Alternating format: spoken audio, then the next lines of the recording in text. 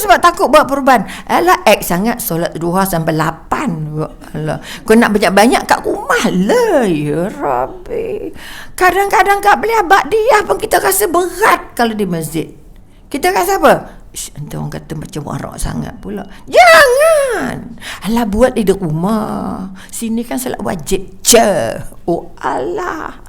Kita perhati apa orang buat, tapi tak pernah perhati apa kita buat. Boleh nampak? Maka sekali lagi bangun kekuatan. Kita benar-benar nak hijrah. Kita benar-benar nak ubah diri kita, nak jadi benar-benar yang kita katakan ummah Rabbani tadi. Rabbaniyah atau Rabbani, ummah yang benar-benar mengangkat kejiwaannya, bukan saja dari segi dalamannya, tapi paling utama dalam dan luarannya. Kita banyak luarannya. Sebab ini kita kata kita susah nak nikmat, kadang lupa cari, siap masuk dalam handbag. Sebab kita jarang tak bercakap. Dan kita lupa Allah nak bagi nikmat mulut. Nikmat mulut terbaik apa? Zikir. Cakap seorang-seorang. Cakapnya dengan siapa? Dengan Allah. Tak boleh cakap kalau diam je, orang kata sombong pula. Nanti orang kata terbiat pula. Dia ni selalu kecoh je. Lah ni diam je. Terbiat apa? Takut apa orang kata. Jadi pakailah dan zikirlah sebanyak-banyak, ya, supaya dia jadi nikmat. Tak boleh lah sesak nafas. Jangan tahu sesak nafas ya. Lapang nafasnya tak ada. Sebab dia tidak berzikir, tidak bersyukur bahawa Allah nak bagi protektor kat dia. Allah tak dapat apa-apa pun dengan kita pakai ni. Tapi Allah kata, I love you so much. Why you didn't say I love you too? Sombong. Udah ditutup mulut, masih tak boleh ingat Allah. Sombong tak? Sangat sombong. Minta maaf banyaklah. Nak hijrah ke tak dari sombong ke tak sombong? Dari sombong dengan Allah tak zikir, tak, maknanya sombong dengan Allah. Aku dah tutup mulut kamu, hang nak cakap apa lagi? Siap WhatsApp. Macam mana jelas ke tidak handphone cakap tutup mulut? Nak cakap juga. Kerana kita tak rasa nikmat yang Allah sedang bekalkan pada kita. Tercinta kasih sayang Allah pada kita. Walaupun ini SOP izinnya Allah. Maka lihatlah balik apa yang kita kata unsur-unsur spiritual yang Allah beri pada kita. Yang Allah sediakan untuk selamatkan kita. COVID siapa bagi? Allah. Ubatnya siapa bagi? Percaya atau tidak WHO kata apa? Belum jumpa lagi vaksin untuk COVID. Percaya atau tidak? Percaya atau tidak? Berdasarkan Persatuan Doktor sedunia mengesahkan bahawa COVID belum ada vaksinnya. Betul atau tidak? Siapa tak percaya angkat tangan? Siapa percaya angkat tangan? Tak berani. Bermakna kita tak jelas dengan Allah. Nampak tak macam mana? Ada dengar nak jawab tapi tak bercakap. Malu kerana salah. Kalau malu kerana benar, apa jangan buat cakap je. Maka kita kata vaksinnya ada ke tak ada? Apa tandanya? Apa tandanya? Rakyat Malaysia banyak yang sembuh. Boleh nampak? Jadi kita kata vaksin tak ada, memang mati katak lah.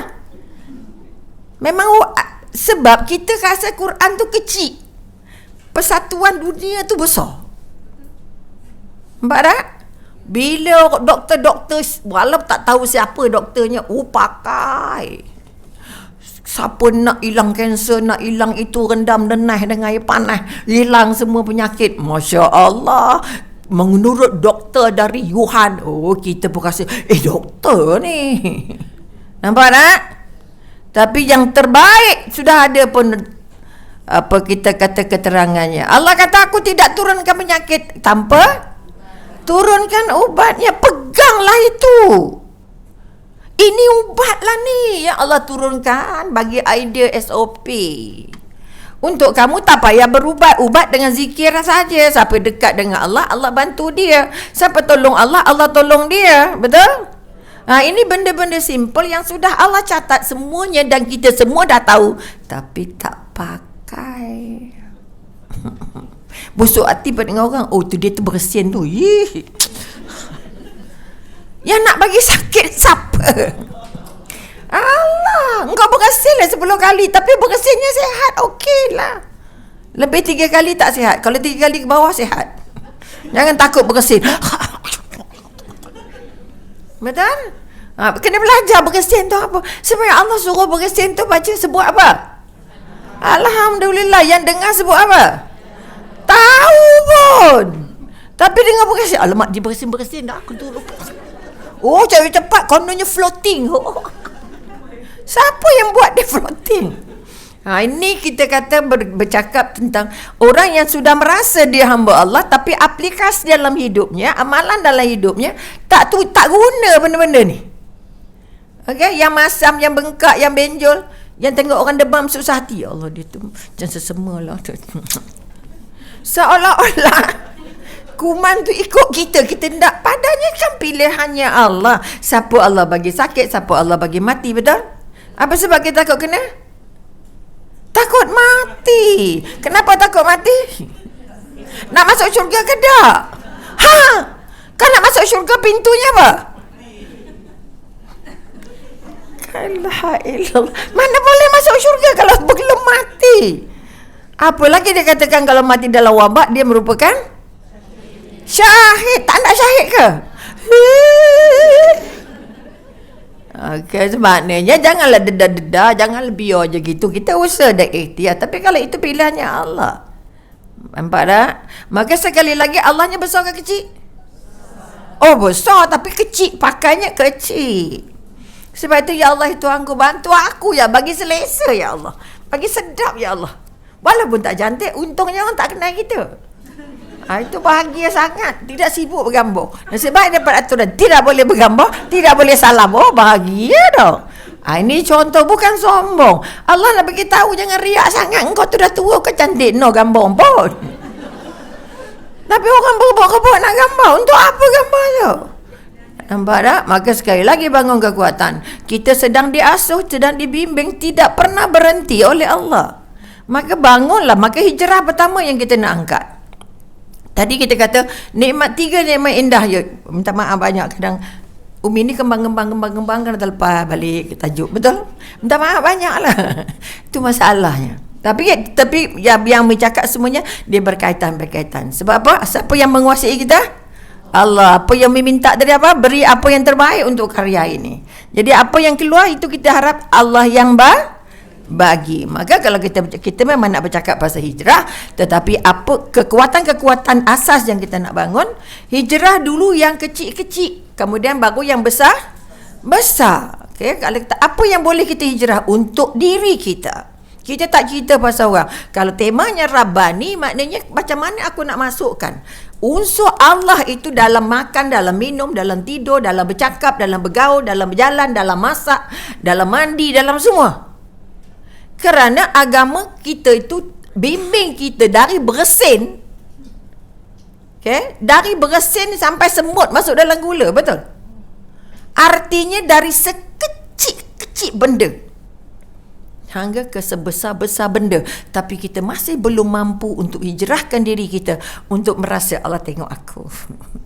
Allah dekat dengan aku. Allah dengar ni. Allah dengar. Allah tengok. Allah nampak. Allah tahu dalam hati aku ada apa. Boleh sampai begitu tak? Dalam apa saja keadaan, always. Ni dah belajar banyak dah ni. Tok guru dia dah awal dah kerusi ni. Punya ramai yang nak bagi kuliah. Kalau telinga dia boleh awal dah telinga ni. Kan dia terlalu banyaknya mendengar. Betul? Tapi kita sekarang nak buat perubahan. Di mana Allah dalam hidup, bukan sejadah sahaja. Okay, setiap bumi yang kita pijak ada Allah tengok. Ngapa kita bercakap kalau di luar dari bersurah lain ceritanya. Di luar dari masjid lain gayanya. Di rumah lain gayanya.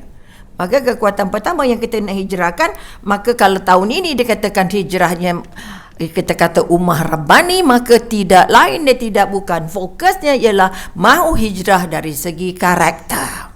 Mau hijrah dari segi penampilan, kelakuan rohaninya, lonjakan atau perubahan dalam bentuk dalamannya. Kan ni kita ubah fashion tudung 100 kali dah. Betul? Fashion telekung macam-macam. Umi dijemput jadi tetamu. Promo telekung. Wow. Wow shop pergi juga sebab telekung. Kalau fashion lain ni tak lah juga gamaknya. Artinya kita nak ubah luaran kita ni. Ya Karim, siang malam mereka fashion untuk mereka perubahan luaran. Tapi kita nak reka perubahan dalaman kita. Siapa nak reka kalau bukan kita? Maka kekuatan yang nak dibangun, pertama kita kata tidak ada cinta yang paling hebat, tidak ada jiwa yang paling hebat, tidak ada karakter yang paling indah selain kita kata membangun karakter yang ditunjukkan oleh junjungan besar Nabi Muhammad sallallahu alaihi wasallam. Apa karakter utama, bukan saja sidik amanah tabligh patanah itu dah kita belajar, patutnya dah jadi darah daging.